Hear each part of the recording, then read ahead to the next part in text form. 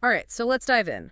Today, we're all about those alternative ways to get your startup funded, Mm. especially if, the whole VC thing isn't really calling to you. Yeah, it's pretty amazing how much the startup world has changed. I think there's a real shift happening. And honestly, Yeah, I think it's exciting. it is. We're looking at this awesome resource called Startup Funding Alternatives and Strategies, and Yeah. honestly, it is packed with good stuff. Like, imagine having a whole bunch of options for funding, so even if one doesn't work out, you've got others to try. That's what we're going to uncover. Yeah, that's what it's all about, right? Feeling like you've got the power and you're in control, not like you're stuck with just one way of doing things. One of the biggest things I realized going through all this is sometimes it's not even about getting the funding itself. It's about the business. I totally agree with you on that. I think sometimes people get so caught up in, the pitch and the investment and all that stuff that they forget about the basics. Yeah. If the core of your business isn't strong, it doesn't matter how much money you get. It's like trying to build a house on a foundation of sand, right? This source is all about how important it is to make sure your product or service is something people actually want and need, not just a cool idea. Exactly. It has to solve a real problem, something people will pay for. And honestly, that passion for solving that problem, that's what makes a good pitch. Right. Like, think about Basecamp. At first, they had a tough time getting investors interested, but they knew they had something special with their project management tool. They just had to prove it. And they did exactly that. They focused on making something people would actually use, something that would help them. And that led to more users and a steady income. That's what finally convinced investors to get on board. So, for everyone listening, it's about finding that problem you're passionate about solving. What really bugs you, what keeps you up at night. That's where the magic happens. Totally. And sometimes that magic starts with just doing it yourself. Yeah. Bootstrapping. Ah, bootstrapping. That's like making something out of nothing. Or, well, not nothing, I guess. You're using your savings, the money you make early on, and a whole lot of hustle. Yeah, for sure. It's not the easiest way to go, but the payoff can be huge. You own the whole thing, you're in control, and it forces you to be really careful with your money. And it can definitely lead to big success. Look at MailChimp. They built this huge company worth millions, and they never took a dime from outside investors. Pretty inspiring, huh? It proves that you can grow a business by focusing on what matters. If your customers build something they love, and that'll fuel your growth. Totally busts that myth that you need millions to make millions, right? But okay, let's be real. Bootstrapping isn't the only option. Hmm? This source talks about a bunch of other cool ways to get funding, like crowdfunding, government grants, even something called revenue-based financing. That's the cool part. There's no one right way to do it. Each option has its ups and downs depending on, your business, how much risk you like, where you are in your journey. Right. Take crowdfunding, for example. Oculus, the company that makes those VR headsets, they got their start on Kickstarter. They went straight to the people who'd be using their product, Hmm. raising money and proving their idea before they even finished building it. Pretty smart, right? Oh, yeah. Crowdfunding isn't just about the cash. It shows people are excited about what you're building, it gets people talking, and it builds a community around your product. And for those listening, it's like a reminder that there are tons of ways to get your business going. Yeah. It's about finding the path that works for you, for your vision, for your goals. Love that.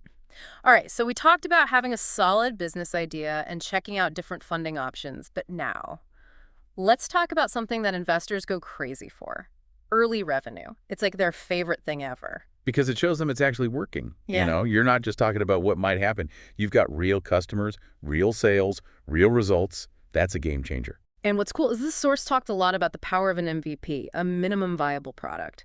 Get a simple version of your product out there quickly, start making money, and learn as you go. It's all about getting feedback from the real world. You're putting your product in people's hands, figuring out what they like, what they don't, and making it better based on what you learn. Think about Dropbox. They started with this awesome freemium model, gave people some free storage to get them hooked, and then started charging for extra features once they had proven how awesome it was. It's like the classic bootstrapping story, right? Grow your business on your own and then use that success to get funding later. Super smart. Totally. So, for everyone out there building something amazing, think about this. How can you start making money early on? Even if it's just a little bit, it shows you're not just all talk. It sends a strong message to investors. And, sometimes that process of testing and getting feedback, it leads you to a pivot. The pivot. That's when you realize, okay, maybe my first idea needs some tweaking. This source actually says that sometimes when investors say no, It's actually really helpful. It's like they're giving you free advice. Absolutely. You can't take it personally. It's about listening to what the market's telling you. Maybe your product isn't quite right. Maybe it's just not the right time. Being open to change is crucial. It's kind of like being a captain, right? You've got a destination in mind, but you have to adjust your course based on the wind and the waves. And when you're pivoting, it's all about strategy. Get feedback, not just from investors, but from potential customers too. Keep an eye on what's happening in the market and don't be afraid to experiment. That's how you find that perfect spot. Twitter's a great example, remember. They started as this podcasting platform called Audio, but then Apple launched their own podcasting thing, and Twitter knew they had to switch gears, and fast. And look at them now, a huge social media company. It shows that sometimes what looks like a failure is actually a chance to find an even better way to succeed. So pivoting isn't giving up, it's evolving. It's about being smart, responding to change, and always learning. For sure. And all these strategies we've been talking about, they all come down to one thing: how you present yourself and your business, the art of the pitch and making those connections. It's so true. Even the best idea in the world has to be presented the right way to get people's attention and trust. Because getting funding isn't just about the numbers. It's about telling your story, connecting with investors on a human level, showing them you've got the passion, the skills, the drive to make it happen. This source really focuses on having a clear, concise pitch. Get to the point. What problem are you solving? How? How are you going to grow? No rambling. Think elevator pitch. You have to explain your whole business and the time it takes to go up a few floors. Make it stick in their minds. And sometimes it comes down to who you know you know. Remember Reid Hoffman, the guy who co-founded LinkedIn? He always said relationships were super important for getting that early investment. It wasn't just about the idea itself. It was about the people behind it, the network of trust and expertise Hoffman had built. Relationships are huge. So networking isn't just about small talk and business cards. It's about making real connections, learning from people who have been there, done that. Exactly. And it's about finding mentors who can guide you, support you, and be in your corner through the ups and downs. Mentors. Speaking of, that's another gem from this source. Having someone who's been through the whole startup thing before, it can be so valuable. They've got the experience. They've probably made the mistakes you're trying to avoid, and they can give you advice you won't find in any book. They're like your secret weapon. Your Yoda, giving you advice, opening doors, and encouraging you when you need it most. Think about places like Y Combinator. They've helped launch so many successful startups. It shows the power of mentors and having a community of people who understand what you're going through. It's like having a whole team of Jedi Masters on your side. It really is. And sometimes that support system makes all the difference. It's about knowing you're not alone in this. That's a good spot to pause for now. We've covered a lot in this first part of our deep dive into startup funding alternatives. But we're just getting started. In part 2, we'll be diving into even more outside-the-box funding strategies and sharing stories of people who defy the odds to make their dreams come true. Welcome back. I'm ready for more funding secrets. It's like we're on a treasure hunt, but for startups. Yeah. And trust me, we're just getting warmed up. Remember all those different funding options we mentioned? There's so much more to unpack there. Okay, I'm all ears. In part 1, we covered bootstrapping, crowdfunding, and the importance of making money early on. What other unconventional options are there? Well, have you ever heard of revenue-based financing? It's this cool mix of debt and equity financing. Okay, now I'm curious. Tell me more. So instead of giving away a chunk of your company or getting a traditional loan, you basically agree to share a percentage of your future revenue with the lender. It's a good deal for both sides in a lot of ways. So you're basically paying them back as you make money, instead of having a strict payment schedule. That seems pretty flexible, especially for new startups that are still figuring things out. Exactly. The investor is motivated to help you grow because the more you make, the more they make. That takes the pressure off a little, right? No scrambling to make those loan payments right away. Now, what about government grants and competitions? I feel like those don't get enough attention in the startup world. You're so right. There are tons of government programs specifically designed to help startups, especially those doing something innovative or focused on certain industries. It's free money. Well, not free exactly. You need a really good application and a solid business plan. True. But unlike loans, you don't have to pay grants back. And a lot of governments really want to support entrepreneurs and those who are willing to take a risk and start something new. Plus, all those startup competitions, it's not just about the money they offer, it's also about the attention you get, the mentors you meet, the connections you make. For sure. Winning a competition can be like a stamp of approval from experts, validating your idea and giving you a boost. So going back to the source material, what stood out to you the most? What's the one thing you keep thinking about? For me, it's how much they stress mentorship. And not just when it comes to funding, but for the whole journey of being an entrepreneur. Like having an experienced guide through the jungle, right? Someone who can help you avoid the traps, navigate the tricky parts, and find the hidden treasures. Yeah, exactly. This source makes it clear how important it is to have someone who's been there and done that. They can give advice, open doors, and offer support when things get rough. Because honestly, starting a business is an emotional roller coaster. There are highs and lows, and having someone who gets it, who can celebrate the wins with you and pick you up when you fall, that's priceless. Definitely. And you know what I like? This source says mentorship doesn't have to be this formal, structured thing. It can be as simple as reaching out to someone you admire, going to industry events, or just talking to other entrepreneurs in your area. Sometimes, just having someone to listen to your ideas and challenges can make a huge difference. It's about those relationships, knowing you don't have to do it all on your own. Absolutely. And sometimes the best mentors are those who are just a few steps ahead of you on the path. They haven't forgotten what it was like starting out, so their advice is super relevant. It's like having a hiking buddy, someone to share the load and keep you going when the trail gets tough.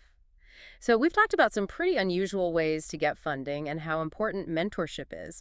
But what about those intangible things that make or break a startup? What does our source have to say about that? It brings up something we all know but can easily forget. Being an entrepreneur is rarely a smooth ride. Or like a roller coaster, right? Yeah. Loops, drops, sudden turns. Gotta have a strong stomach for it. Right. That's why being resilient is so important.